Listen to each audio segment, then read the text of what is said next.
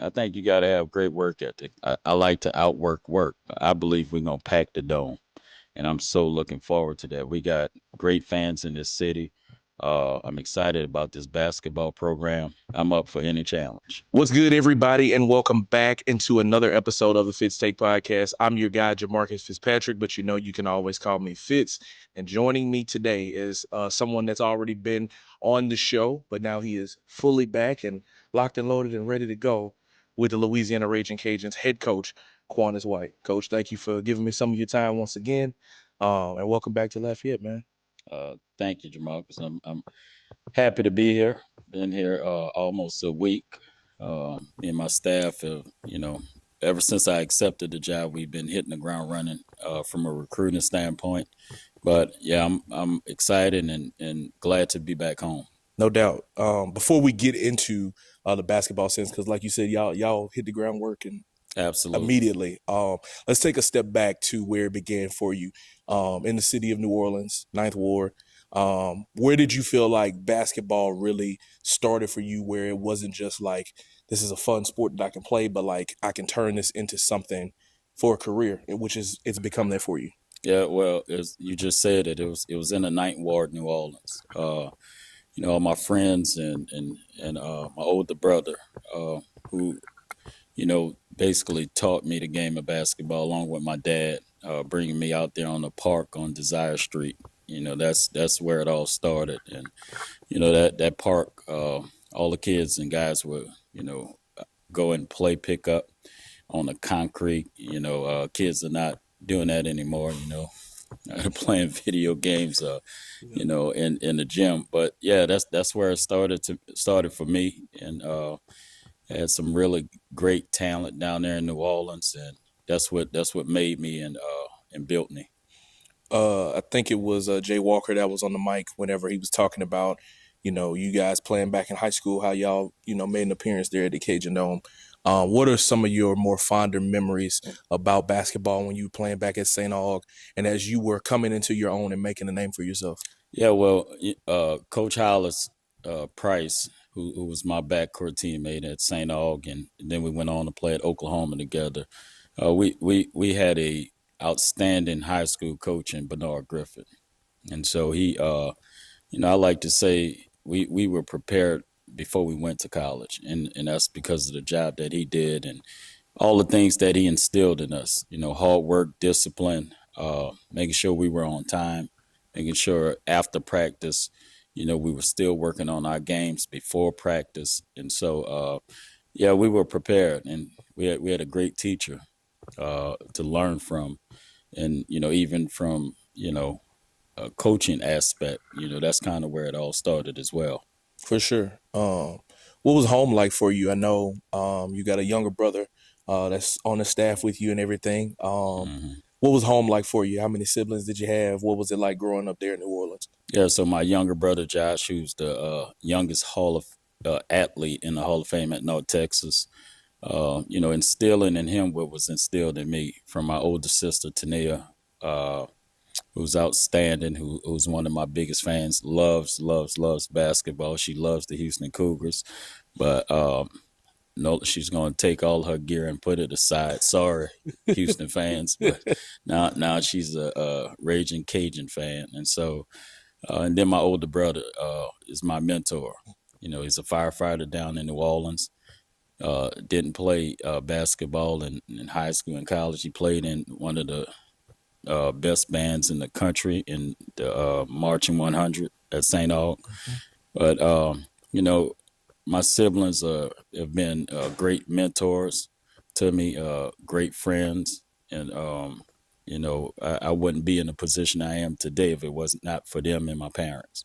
How does growing up in New Orleans kind of help you to develop, the character traits that you have, maybe some of a little bit of the edge that you have, the competitive edge that you have, being in a city like that? How does that help make you who you are today? Yeah, well, you're tested every day in that city. And then where I'm from, the Lower Ninth Ward, Desire Street, that's you have to be tough, and you talked about that edge. I'm very proud of where I'm from. and it created a chip on my shoulder. And so, Coach Sampson even talks about never losing your chip. And so that's one thing that got me excited about playing for him at Oklahoma, is that we share so many similarities. And I've never lost my chip. The guys that we're bringing in, I'll make sure that they never lose their chip. And yeah, I'm really excited. But that's where it stems from. Growing up in the city of New Orleans, and all the guys that I've played against and played with. Um, you know, Again, it's prepared me for these moments and the moments that came before. No doubt. You talked about Oklahoma, but before you got there, went the JUCO route. Yes, Talk sir. about your experiences there in Texas, man.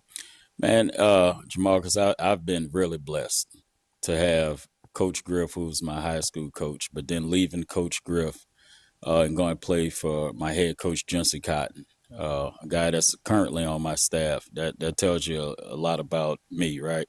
Assistant coach Scott Rains was my assistant coach, a guy who developed me. I'm big on player development. I would not been in a position to go play at Oklahoma if it wasn't for him. And so, those guys had a lot to do with me signing at Millen Junior College, and they had a ton to do with me advancing and going to play at Oklahoma. And then you look at the career that I had at Oklahoma. Of course, playing for a Hall of Fame coach in Kelvin Sampson, but it was all those guys before that allowed me to, have the type of career I had at Oklahoma. So I've been blessed to have great mentors, great teachers, and it's why I've become the coach that I am today. So I thank those guys, and I owe those guys a ton of credit. For sure. You go on to Oklahoma, and obviously your career, what it was there, getting to a Final Four, and going on the run that you guys had. How did experiencing some of those things as a player then help you once you made the transition over to being a coach? It helped me a ton. I like to say experience is the best teacher. Going through those experiences, which is what helps you, when those moments come about, right? Uh, you know, Again, it's prepared me, as a player, uh, playing in the Final Four, and then when I'm coaching our guys. And at Houston, I was in charge of all of our guards, developing them, coaching them, being a mentor to those guys. And so, those guys like to ask questions. How was it like getting to the Final Four? And a lot of those kids that are playing, especially the ones that were at Houston and the guys that we're bringing in here at Louisiana, they're competitive. So they want to get, past where you've gotten, right? And so when they hear you played in the Final Four and how exciting it was, and you're able to share that with them, it motivates them. So, that helps a great deal. And, having those guys compete at a high level and try to accomplish something that they might not have accomplished yet. So it helps a ton. I've noticed that a lot of the connective tissue, just not for you, but in sports in general, is a lot about like, hey, I played for this guy, then I'm able to get a job here. This guy coached with me, then I can add him to my staff later down the line. You play for Coach Kelvin Sampson, and then eventually you come on his staff at Houston. You have the several years there that you're a part of that staff. Um, Talk about not just your relationship with him, but how important it is to build relationships as a whole to help you, go ahead and continue to get better in your coaching career. Yeah, I mean, when you look at our staff over at Houston, I played for Coach Sampson. Hollis Price played for Coach Sampson. We both played together. Coach Kellen, when I tell our players this all the time, even the players that I'm recruiting here at Louisiana, because we have similar format, similar setup in terms of the connectivity and the years that my staff and I have been connected. But the players can feel that, right? Coach Sampson is a Hall of Fame coach. He's one of the best, in my opinion, to do it. Um, but for me, and I tell all the recruits that I'm bringing in here in Louisiana that, you're only as good as the people that are around you.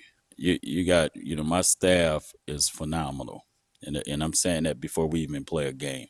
those guys are really good. But the other thing is how long we've known each other. Again, Coach Raines developed me, right? Coach Joshua is in the Hall of Fame. So when you bring kids in there, you got those accolades and things that you can share with those guys, and then the closeness of the staff, it just helps the entire program, right? When those players know that the staff is that close and you guys have one common goal, then that helps those guys have the same goal. Right, right. Um, I've seen that you're considered the guard whisperer. That's the nickname that I saw came about for you. How much of that is because you played the position, and that you can literally see what they're seeing? Like, hey, I know what a backdoor cut looks like. I know how to get the pocket pass going. How much does that help you to be able to impart wisdom in the guys that you've coached? you know, every kid, and even I sat in those guys' seat, right? So I had aspirations of playing in the NBA. So I know we can stop right there, right? I know what these guys want to accomplish, and I want every kid that comes to Louisiana to aspire to reach their dreams and goals. I don't. Everyone has an opinion. And might say, this kid can't play in the NBA. They probably said that about Jamal Shead when he first came to Houston. But I'm big on believing that you can do it and then put the right work in behind it. No one can tell you what you can't do. If you work hard enough and you're doing the right things, and you just stay at it, and you're a great listener, right, to the guys that are instructing you, then you can accomplish anything. And so I told Quentin Grimes that, Jamal Shead, Marcus Sasser, Dejon Giroux, all of those guys. And when you look back, all those guys had great careers. So, uh, and I'm not the end all be all, but I have made a huge impact in those guys' life, and that's what's important to me, putting those guys' careers before mine. And so that's what we'll do over here at Louisiana. That's how we'll be able to retain guys, because they know we love them. We all share the common goal. First is winning, and then second is making sure that those guys, after they're done here at the University of Louisiana, that they can go on and pursue their dreams. And I'm gonna fight tooth and nail for those guys to be able to do that. Let's talk about the run you guys had in the NCAA tournament there at Houston. I hadn't seen too many of the regular season games that you guys had, so that was kind of my introduction of a lot of the style of play, the championship level defense. I'm like, these dudes, like the Tennessee game, I'm like, boy, they put them in a seatbelt. You know what I mean?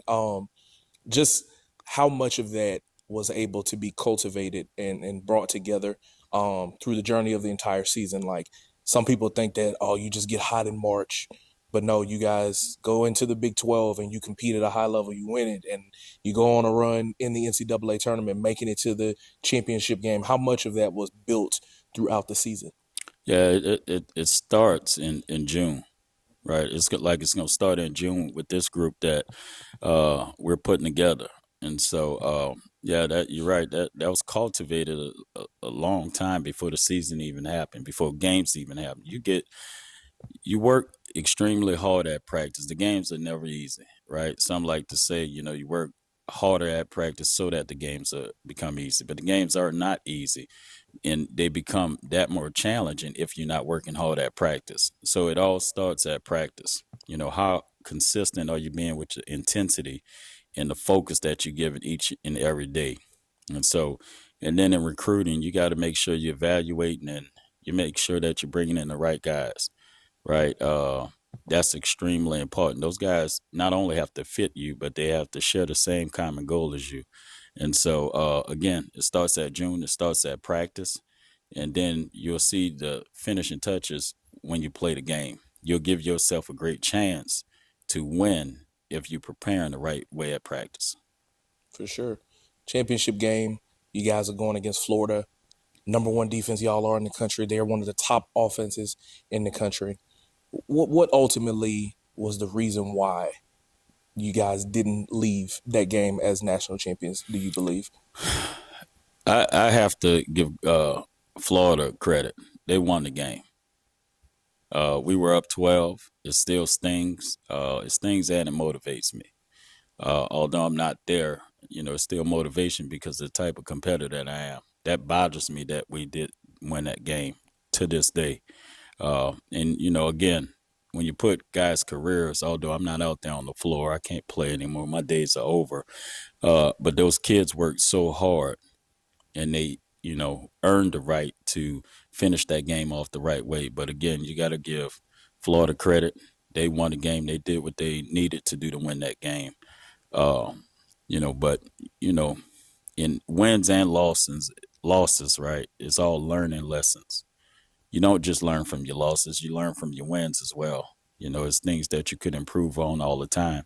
You don't ever stop improving or trying to improve. You don't ever stop learning, right? The day you stop doing that is the day you need to stop playing or retire. And so, ultimately, you know, we stopped doing what we needed to do to finish the game for whatever reason. But again, not making any excuses. Coach Sampson did an outstanding job in getting those guys up into that point. And again, it's just a learning lesson for me. But give Florida credit; they won. For sure. Now you've pivoted your way here at Louisiana. You got the gear that you're rocking. You're here in the facilities. Like it too, man. Yeah, I like yeah, it. I like this Adidas gear. yeah, no doubt. Love it. Um, you've already hit the ground running. I mean, you had a commit the day you were introduced. You've built, some of your staff members, and you've talked with me off camera about how you're adding to your staff as well. Um, Talk about first of all just the from the loyalty standpoint that you have for your coaching staff. You go and get your old coach back from when you were in junior college. You go and get your brother and add him to the staff. You have somebody that coached at Loyola, which is there in the city that you grew up. Talk about the loyalty and the connections that you have with those guys that you're bringing aboard. Right. Well, again, we don't get anywhere by ourselves, right? Coach Sampson gave me an opportunity. Coach Ed Crownroy gave me my first opportunity at Tulane, and as well as Coach Rick Stansbury at Western Kentucky. And so, uh, in giving those opportunities, I've also learned, right, from being on three different staffs. And so, uh, my favorite, obviously, staff is at Oklahoma. And so I learned from Coach. And so, having guys that love each other on that staff, those kids can feel that, because you're spending so much time together. So you got to have people around you that care and love you, right, as the head coach. You also, you know, those guys that are on your staff have to love the kids. And they have to put, again, I can't say that enough, put their careers in first, right? I'm sure all of the guys on my staff would love to be a head coach, as I did. Uh, but I was focused on my role. That's important, right? All these guys that I've hired are focused on their role. They're not trying to do my role, right? We all have a role. I have a role. I have a boss, right? And I understand that. And so, as long as all those things are put into perspective and, you know, the focus remains, the main thing remains the main thing, and that's getting these kids graduated, making sure they're doing right things on and off the floor, and then that they all are committed. And so the staff has to be committed, right? We just can't expect these players to be committed. And so that goes into, when you're hiring your staff, making sure you got those right guys, right? I'm not concerned with who's the best recruiter, right? This guy over here, is an elite X and O guy. No, I'm not concerned with that. I have that. But what's most important is these guys being committed.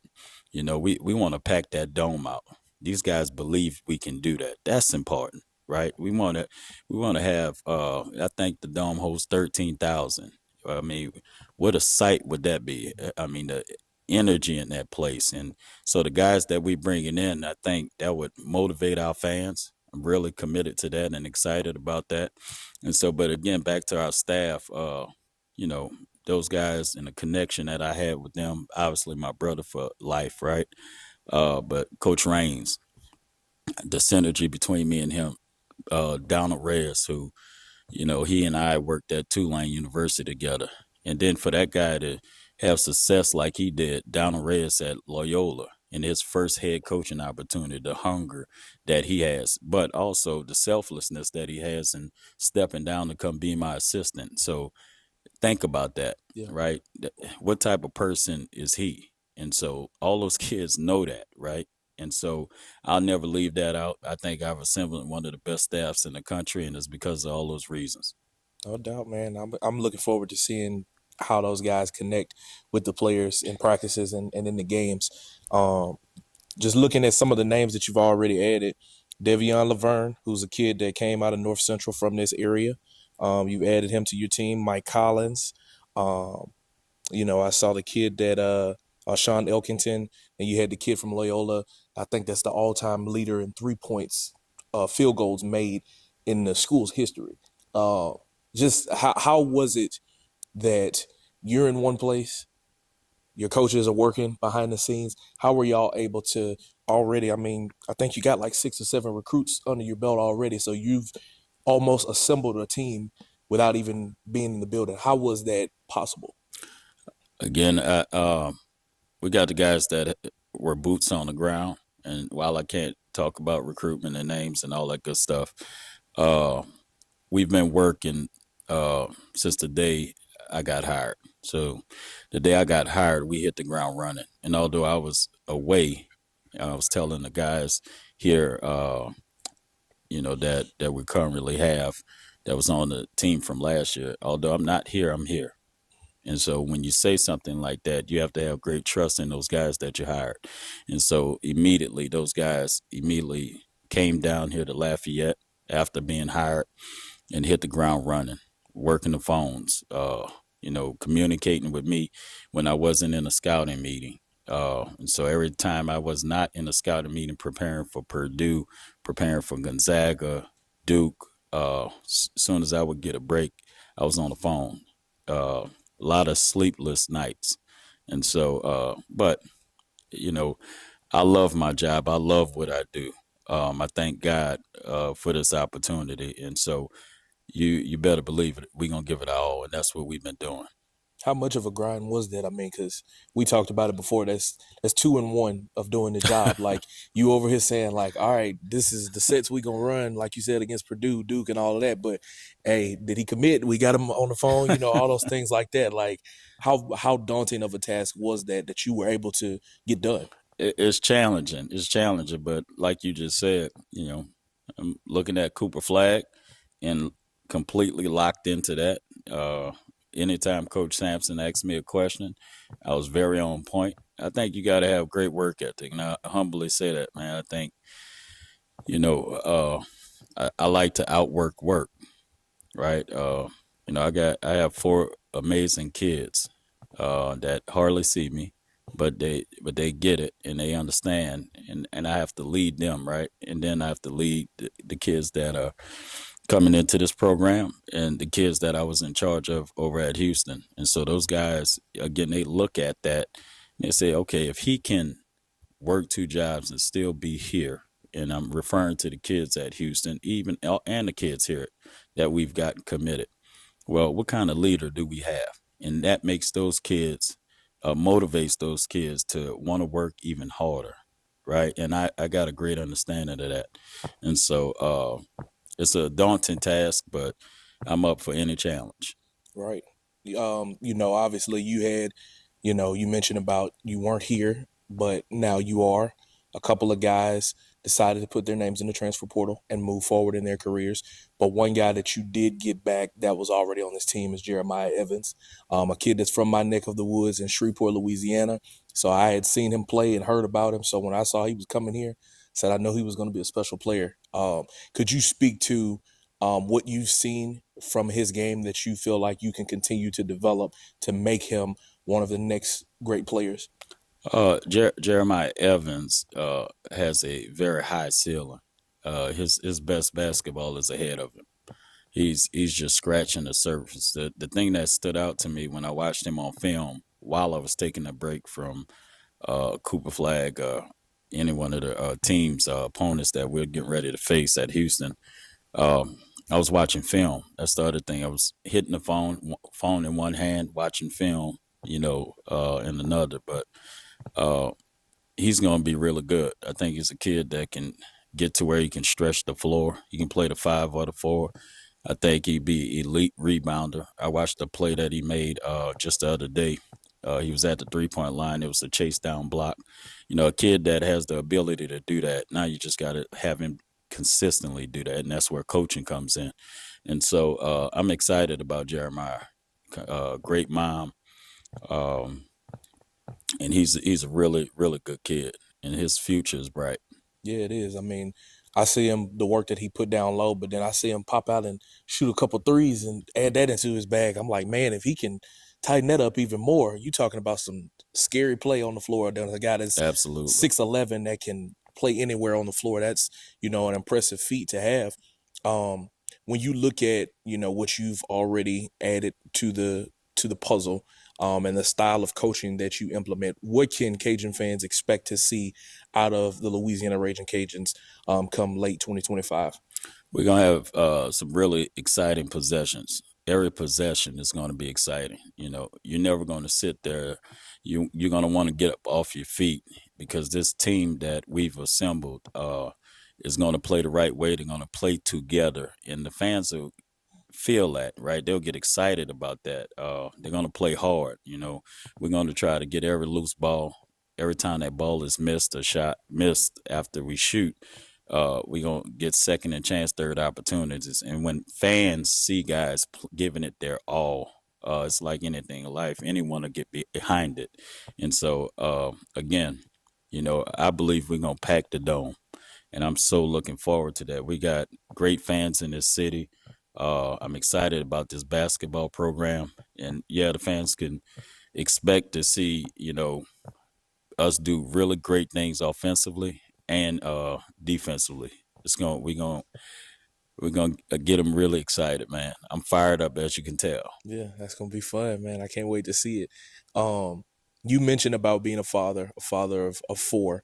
Um, how has like some of that also helped you in your coaching realm of things? Because on one side as a coach, you got to be tough on those guys, you got to hold them accountable, and then on the fathering point of view, you have to have those moments where you have to build relationships with them, where you have to talk with them individually to let them know that you care about them. Absolutely. How much of that, of you already being a father off the court, kind of helps you to garner that when you come here in the office too?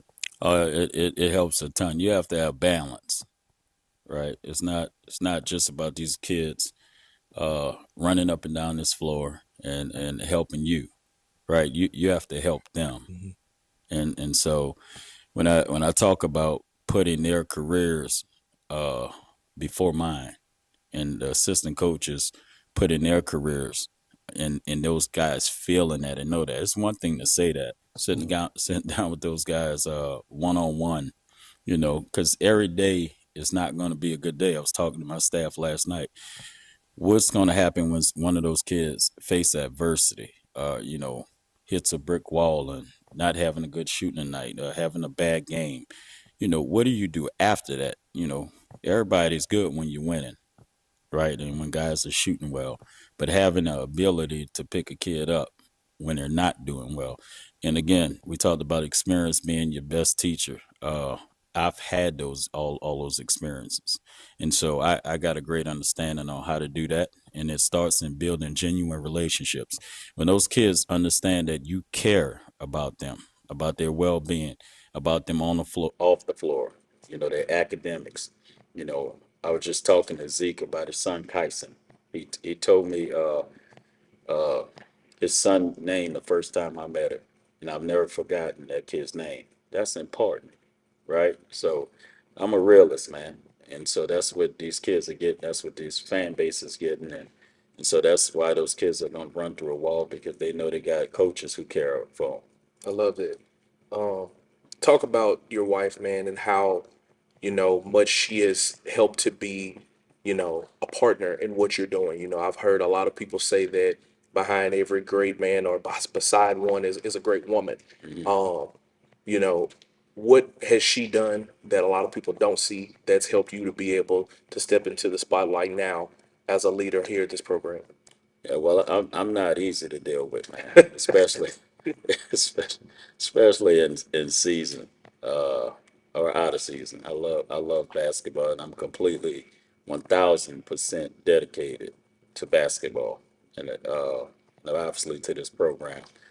Uh, Leah is a gem. She's a diamond. Uh, I have the best wife any man could ask for. She's my rock.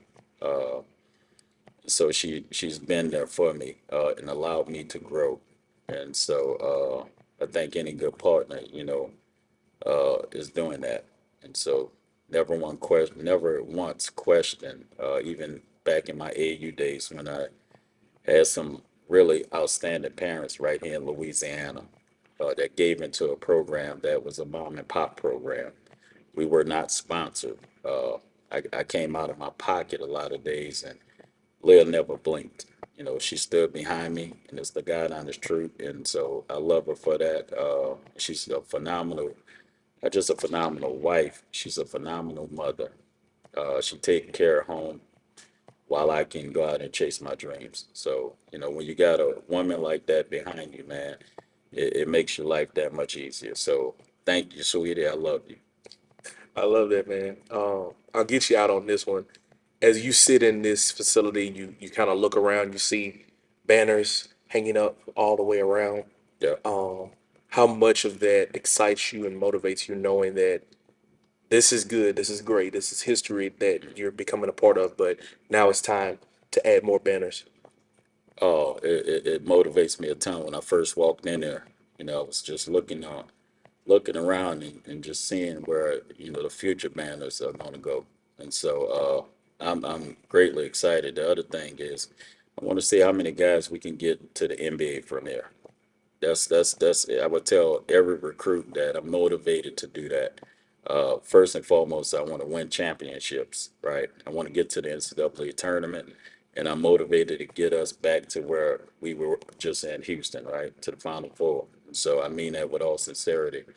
So I not only want to first and foremost hang banners, championship banners, but I also want to hang, you know, banners of guys, pictures of getting drafted, right? So this is going to be an outstanding program and one of the best in the country once it's all said and done. For sure. Ladies and gentlemen, that has been head coach of the Louisiana Ragin Cajuns, Quannas White. Coach, thank you so much for your time, man. Thank you, Jamal. I appreciate it, brother.